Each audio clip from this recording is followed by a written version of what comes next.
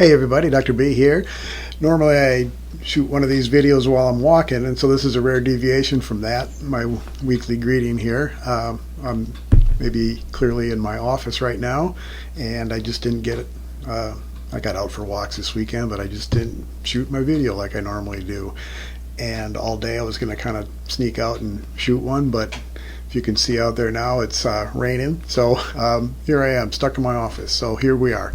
Anyway, it gives me a good opportunity to show you some things that I intended to show you before your first exam, which is this week. All right. So whichever course section of mine you're in, it's exam week. And so I'm going to show you some things in my Intro to Psychology Canvas page here, which is very similar to the Canvas page for all of you and other sections as well. So yeah, again, as you know, it's exam week this week, and the exam is already open, and I see some of you have already taken it, so forgive me for the lack of timeliness in recording and sending this out. But the exam is open and available, and it's due by Friday. All right, so different times for some of you on Friday, but check your local listings for what time on Friday it's due for your course section. The exam covers the first 3 chapters for you in the intro class and the first 4 chapters for the rest of you in other sections. And it includes content that's from the textbook chapters. And admittedly, most of the questions, they're all multiple choice questions. Most of the questions are going to be from the reading, but some of them are from other things, like if you're at an in-person section of mine, what I present in class is sort of open game for questions, and certainly for all of you, what's on the course pages in the chapter pages. Okay, so I want to make sure that you know about these chapter pages. So I am trusting that you are familiar with it, because I've previously told you in the course introduction, I wrote about this and said that we're going to be working on this home page. I'm showing you the intro course home page now, but I have the same setup for all of you, so it's going to be very, very similar. So after some introductory things, links to your textbook, links to assignments that you have, we get down to this chapter modules portion of the page. And so here I have a link to each chapter, a page for each textbook chapter. So again, varies from course to course, of course, but I'll just show you, and they're all but quite similar. So I'll pop into one here. Let's go to neuroscience. So every page is going to consist of, I usually have my weekly greeting video posted there, an overview, things like that, outlines, and then some lecture and media content. All right, and so there's links to, and I just noticed, I'm sorry, it looks like my recorded region that I set up ahead of time for this is now cutting off parts of this page, so I apologize, but you can see most of it, but I see the right portion of the screen is being cut off. I'm sorry. Anyway, there are on chapter pages, I usually have some video clips that I am expecting that you watch on your own. In-person classes and even some of the recordings that I have available for the rest of you of previous semesters or other sections, live class recordings. I do play video clips in class frequently, and so some of these you'll have, if you're in person, you'll have seen in person, and some of these you have not. In whatever the case, I have them up here in an expectation that you're viewing them, and you may have exam questions specific to those that I've written. Okay, so chapter questions, in class lecture questions, and video questions from these pages here. Okay, so just while I'm at them, I also have links to PowerPoints that I use, and I believe for all sections I have.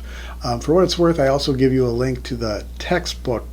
The publisher provides me with PowerPoints that sometimes I start with and then adapt for my own use, and sometimes like in this class, these are just the PowerPoints that I get from the publisher. I haven't touched them or modified them in any way. They might be good outlines or overviews for some students. Some students say that they get some value out of using those. So I make them available. But then you'll see in PowerPoints that I actually use. So that, if you're in person, or even when you're in an online course of mine that I sometimes teach in person, these are the PowerPoints that I use when I'm in person. And so they should be helpful.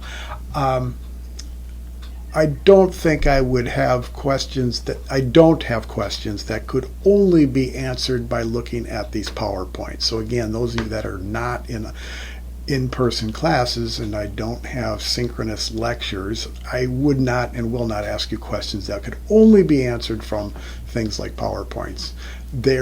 They may help you answer questions, of course, but that's not going to be the only place you'll find, an answer to something.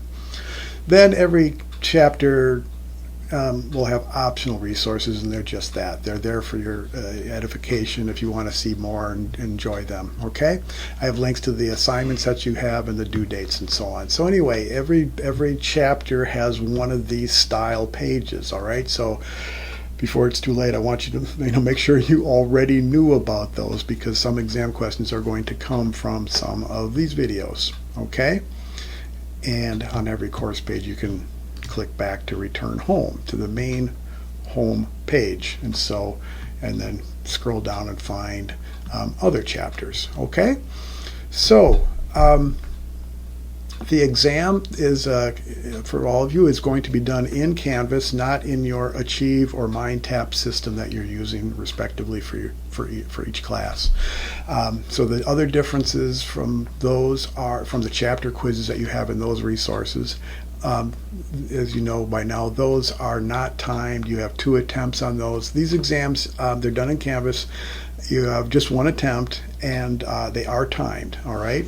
So I have, if you scroll down, we go week by week here, you'll find a link like this one or one like it on your page for the exam. And it tells you what dates that it's open and when it's specifically due and some details about it, all right? So you would click on that to begin the exam. I'm not going to click on it and start it here.